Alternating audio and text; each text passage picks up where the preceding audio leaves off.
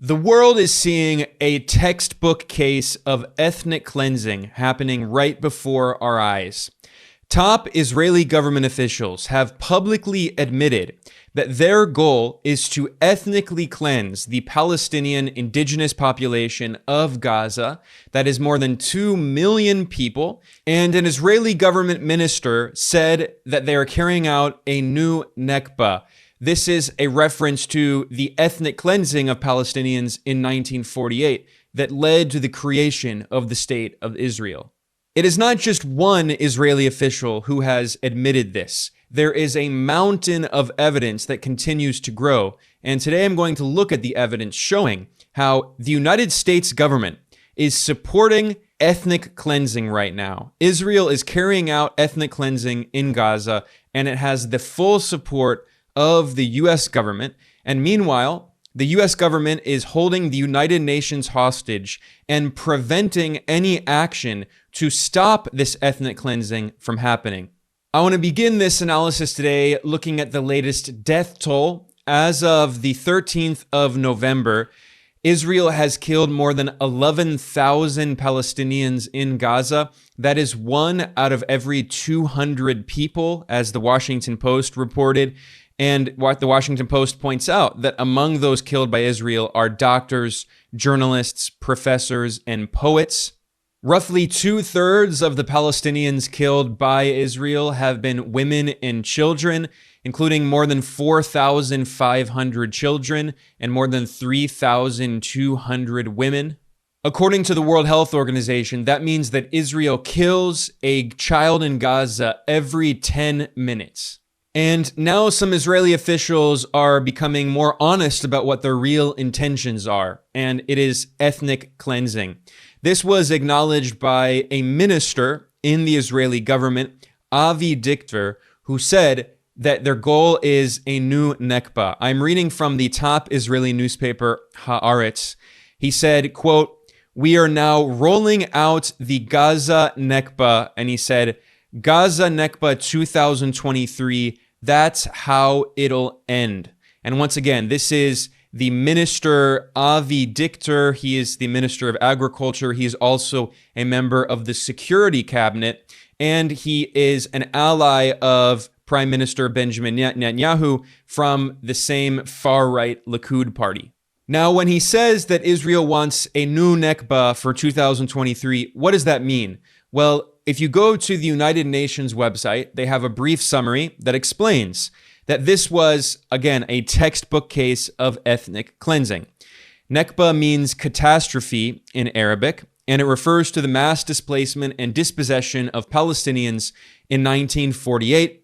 And the UN notes that Palestine was a multi-ethnic and multicultural society, and militias as part of the Zionist movement that sought to create a Jewish state in Palestine with the support of the Western colonial powers, originally with the support of the British Empire going back to the Balfour Declaration, and then the other Western colonial powers.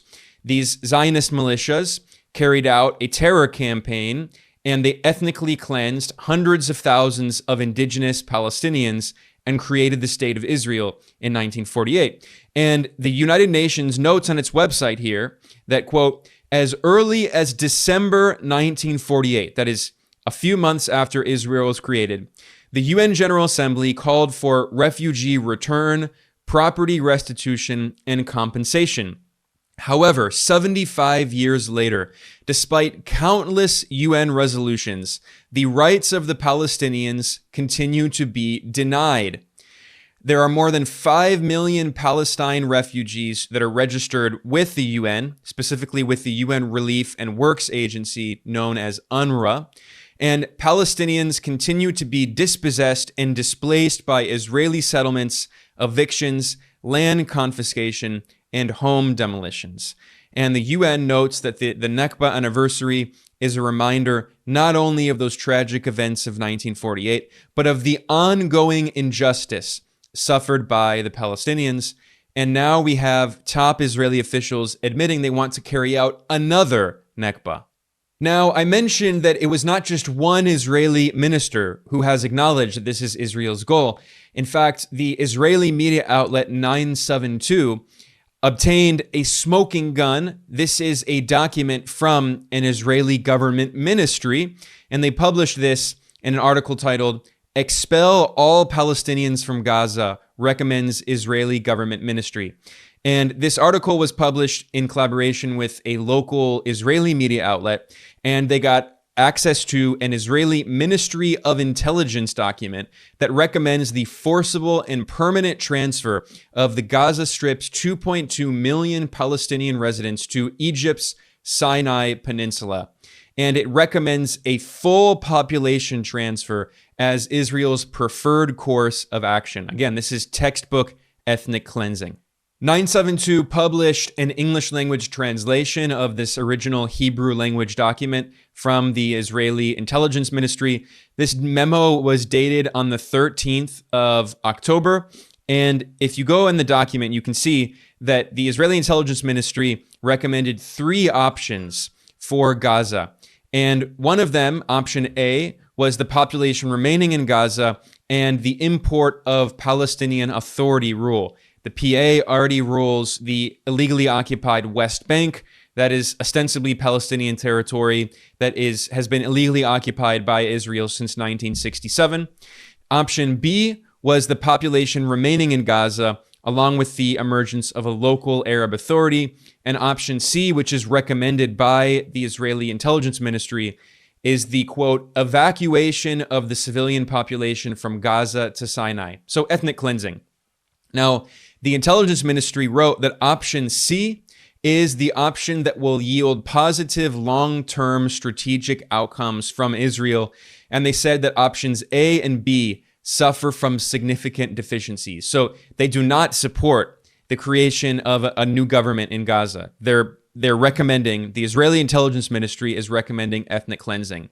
And they know that option A, that is making a government in Gaza that is ruled by the Palestinian Authority, they say that's the option with the most risks because, quote, the division between the Palestinian population in Judea and Samaria, West Bank in scare quotes. So this is the settler colonialist term that Israeli colonialists use to refer to the West Bank, which is Palestinian territory that Israel occupies. And Prime Minister Netanyahu has promised for many years that he's going to annex this completely. So this is completely colonialist. But anyway, the Ministry of Intelligence wrote that the division between the West Bank and Gaza, quote, is one of the central obstacles preventing the establishment of a Palestinian state. So, of course, Israel never wants a Palestinian state to exist and never will in a million years allow it because it will prevent their colonial control over the region. So that's why they oppose the other options, and that's why the Israeli Intelligence Ministry is calling for ethnic cleansing. And if you go down in the document, the Israeli Intelligence Ministry said that their first stage is to create tent cities in Sinai. This is the desert of Egypt. And then they will create a so-called sterile zone of several kilometers inside Egypt. And they say, quote, the return of the population to activities or residences near the border with Israel should not be allowed. So this is permanent. It's permanent displacement of Palestinians, permanent ethnic cleansing. And the Israeli Intelligence Ministry admits in this document that this ethnic cleansing, quote, may present challenges in terms of international legitimacy. That's their polite way, euphemistic way of saying this is completely illegal. It is a crime against humanity. Ironically, they also acknowledge in the document that, quote, Israel will not have the ability to control the plan since it will be implemented outside its territory. Obviously, so not only is Israel carrying out crimes against humanity and ethnic cleansing, but it's violating the sovereignty not only of the Palestinian people, but of Egypt. And Israel, with U.S. support, is telling a sovereign country in North Africa that it has to give over its territory, colonize its territory on behalf of Israel for indigenous Palestinians because Israel is ethnically cleansing them from their own homeland in Palestine, where they have a legal right under international law to live. And this ethnic cleansing is not just a hypothetical that could potentially happen. It is happening right now as we speak. In fact, Israel's Channel 12 News reported that Israel's cabinet has intelligence that 1.7 million Gazans out of the total population of 2.2 million have already been forced out of their homes. Their homes have been damaged or destroyed. So that's to say that 77% of the Palestinian population of Gaza, more than 3/4 of Gazans, have already been displaced as part of this ethnic cleansing process because Israel is destroying everyone's house. Many other Israeli officials have acknowledged that this is the plan. The former director of Israel's Ministry of Intelligence Services and the Ministry of Strategic Affairs, who was the deputy director of Mossad, which is the Israeli CIA, Ram Ben Barak, he said in an interview on Israel's Channel 12 that the more than 2 million Palestinians in Gaza should be distributed all around the world. He said 100 countries should each take 25,000 Palestinians. And he said that it's better to be a refugee in Canada than in Gaza. So this is a blatant call, once again, for ethnically cleansing Palestinians. Furthermore, an Israeli think tank closely tied to Prime Minister Netanyahu also published a blueprint calling for the complete ethnic cleansing of Palestinians from Gaza. We have also seen explicitly genocidal rhetoric from top Israeli officials. Netanyahu's national security minister, Itamar Ben-Gvir, who is a far-right extremist, he said in a live interview on an Israeli media outlet that everyone in Gaza who supports Hamas is a terrorist. He said, quote, "To be clear, when we say that Hamas should be destroyed, it also means those who celebrate, those who support, and those who hand out candy. They're all terrorists. They should all be destroyed." So he's referring to essentially the entire population of Gaza. This was also the rhetoric of Israel's president, Isaac Herzog, who gave a speech in which he said that there are no civilians in Gaza. He said, quote, "It is an entire nation out there that is responsible. It is not true, this rhetoric about civilians not being aware, not involved. It is absolutely not true." Once again, this is a textbook example of an incitement to genocide, genocidal rhetoric of Israel's president saying that the entire population of Gaza is a target for this massacre. And Israeli officials are not only threatening the civilian population of Gaza, but also Lebanon, which was militarily occupied by Israel for many years. And Israel's defense minister, Yoav Gallant, he said that Lebanese citizens, Lebanese civilians, quote, "all of the citizens of Lebanon will, quote, pay the price if there is a wider regional war." And then he added, quote, "What we do in Gaza, we know how to do in Beirut." So this is a clear admission by Israel's defense minister that not only is the Israeli apartheid regime massacring civilians in Gaza, but it's more than willing to massacre civilians in Lebanon as well. The Israeli journalist David Sheen also published a video of an Israeli military officer giving a speech in which he says, "This is the happiest month of my life." And of course, this is at a time when more than 11,000 Palestinians have been killed, including more than 4,500 children. So this is the kind of sadistic rhetoric from Israeli military officers. And in this speech, the Israeli military officer said, quote, "The land is ours, the whole country, all of it, including Gaza, including Lebanon, the whole promised land. We're going to come back big time." So Israeli military officers are not only talking about ethnically cleansing and colonizing Palestinian land, but also colonizing Lebanon. This is why legal experts around the world are warning that Israel is committing genocide. And in fact, the Center for Constitutional Rights in the United States has announced that Palestinians are suing the U.S. President, Secretary of State Antony Blinken, and the Defense Secretary Lloyd Austin for their support for Israel's genocide. The legal experts at the Center for Constitutional Rights said that the Israeli government is committing genocide against the Palestinian people in Gaza with unconditional U.S. support, and they noted that this is clearly defined by the International Genocide Convention of 1948.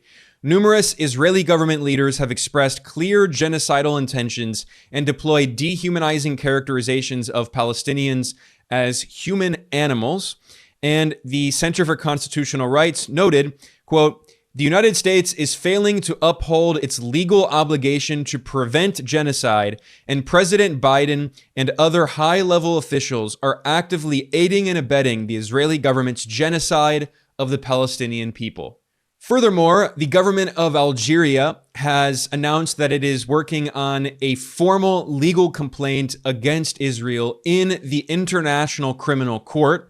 And Colombia's president, Gustavo Petro, has announced publicly that the Colombian government is joining the Algerian government in filing this formal complaint, legal complaint with the International Criminal Court, accusing Israel and specifically Prime Minister Netanyahu of war crimes against Palestinian civilians and in particular children. Now, the International Criminal Court is extremely biased in the interest of Western governments. As of 2016, only Africans had been tried at the court for the worst crimes on earth. It's essentially the International Colonial Court. I explained in a previous article and video, which I will link to in the description below, how the current ICC prosecutor, Karim Khan, is extremely biased. He himself is a British national. And in fact, the Israeli media reported that Israel and its allies, of course, the US, they, behind the scenes, were lobbying to appoint him, to elect him as the new chief prosecutor of the ICC because they knew that he would not investigate Israel's war crimes and crimes against humanity. And by the way, the current British ICC chief prosecutor, Karim Khan, he also dropped the US military and the CIA from the investigation into war crimes committed in Afghanistan. So he has shown himself to be a complete puppet of the West. And the ICC, like these other institutions, like the United Nations, is being held hostage by the United States, despite the fact that the US and Israel are not part of the International Criminal Court. They are not state parties to the Rome Statute, which established the ICC. So this is the example of this Western hypocrisy, where the US supports the ICC when it is used as a political weapon against Washington's adversaries, like Russia, for instance, and yet the US is not a member of the ICC, and Israel is not a member of the ICC, and they prevent the ICC from taking action against the US for its war crimes in Afghanistan or against Israel for its crimes against humanity against the Palestinian people. And we can see an example of this cowardice in international organizations like the United Nations because, for instance, on the 13th of November, the Secretary General of the UN, Antonio Guterres, he said that Israel has killed more than 100 UN staff. This is the most UN staff killed in any conflict. And yet he was such a coward that he refused to say the word Israel because the United Nations is completely held hostage by the United States. Every time there's a vote in the UN Security Council, the US uses its veto power, being a permanent member, in order to prevent any resolution that would take action against Israel for its war crimes. And the UN headquarters is physically located in New York. The US provides significant funding to the United Nations. And top UN officials are very disproportionately from Western countries, from North America and Europe. This is an institution that is completely colonial and held hostage by the US, which is why not only is there no punishment while Israel is committing genocide and ethnic cleansing, but top UN officials like Antonio Guterres are too afraid to even mention that Israel is killing their staff members. Meanwhile, the World Health Organization is reporting that Israel is attacking hospitals in Gaza, including Ashifa Hospital, the largest, most important hospital. And they reported that some Palestinians, civilians who are fleeing from the hospital, have been shot, wounded, and killed. And yet, once again, they are too afraid to mention Israel. They don't mention the word Israel, as Israel is killing civilians, is killing nurses and doctors and patients. What this all shows is that the international political and humanitarian institutions that exist are completely colonial. They are controlled by the United States, and the US uses them to hold the world hostage, to advance its geopolitical and economic interests, and to shield US allies and extensions of the US empire like Israel from any consequences. There are zero consequences for Israel, as Top Israeli officials are admitting they're carrying out ethnic cleansing. They're referring to it as a new Nakba. They're doing it, and the entire world can see we have advanced technology. This is not 1948. People cannot pretend like they don't know what's happening. In 1948, we didn't all have camera phones, but today Palestinians do, and they are live streaming the genocide that Israel is carrying out against them with the full support of the US empire. There is absolutely no excuse. You cannot pretend that you are ignorant about what is happening. And if you're watching this, you're probably in a Western country. You probably speak English. You're maybe in the US, Canada, maybe Europe, or many other countries. And it's likely that your government is supporting this genocide and ethnic cleansing. That's why there have been so many huge protests across the world, huge protests with more than 300,000 people marching in Washington, D.C., also hundreds of thousands marching in London to protest their government support for this colonial genocide. And it goes to show that in the 19th century, the Western powers were blatant about their colonial intentions and their genocidal crimes. They didn't even pretend that they were supporting human rights and democracy. And today, those same Western governments are just as complicit in genocidal crimes against humanity, and yet now they claim to be supporting democracy and human rights. I mean, this is the deep hypocrisy of these Western colonial powers, and it is so blatant for the entire world to see. It cannot be denied. And the vast majority of the world population living in countries in the global south, they are not tolerating this. As I have shown in my other reports, I will link in the description below to my report on Latin American nations. Many governments in Latin America are cutting ties with the Israeli apartheid regime, formally accusing Israel of genocide, and speaking out publicly, trying to take action to support Palestinian human rights. And yet, once again, these international institutions like the UN are being held hostage by the US, which is what's preventing them from actually defending Palestinian human rights. Well, on that note, I'm going to conclude here. It's a very sad note, but it's also the realistic one. I'm not going to sugarcoat what's happening. This is very clear. And in history, it will be very clear which side people were on, which side countries were on in support of genocide or against genocide, for ethnic cleansing or against ethnic cleansing in the new Nakba of 2023, like the Nakba of 1948. On that note, I'm going to conclude. I am Ben Norton. This is Geopolitical Economy Report. I want to thank everyone for joining me today. It's very horrific news, but I think it's important to cover truthfully without whitewashing it. And I will be back very soon for more reporting. See you next time.